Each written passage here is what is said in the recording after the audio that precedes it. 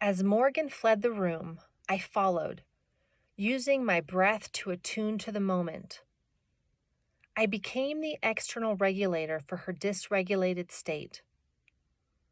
Once we entered the waiting room, I could see that she was still flooded and in a flight response. My intuition told me that if I attempted to make her go back into the playroom, she would quickly move toward an aggressive outburst and try to hit me.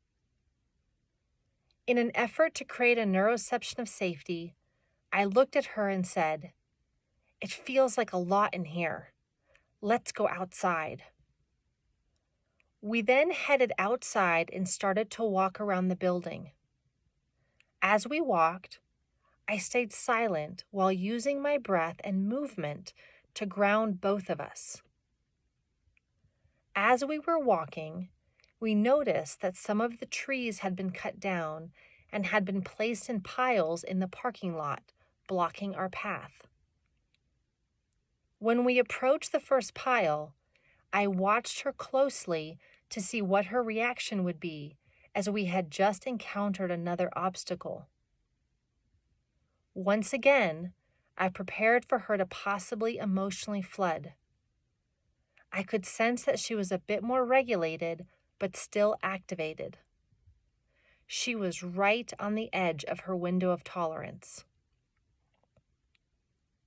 I decided to use this moment as the opportunity to repattern her nervous system. Here is what I did. I turned the parking lot into a giant playroom. I pointed out that we were like the horses approaching the jumps each time we came closer to a pile of the cut-down trees.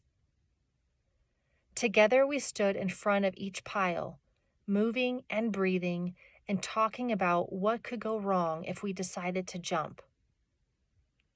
We regulated through the anxiety and the potential frustration. Together we figured out how to navigate the jumps without flooding. By the time we walked back into the building, we were holding hands and she was smiling. That experience created new neural pathways for her, and it wouldn't have happened had I rescued her out of her fear of her emotional flooding. What it did require of me was to employ everything I am teaching you in this book so that I could move towards the challenge and help her regulate through it.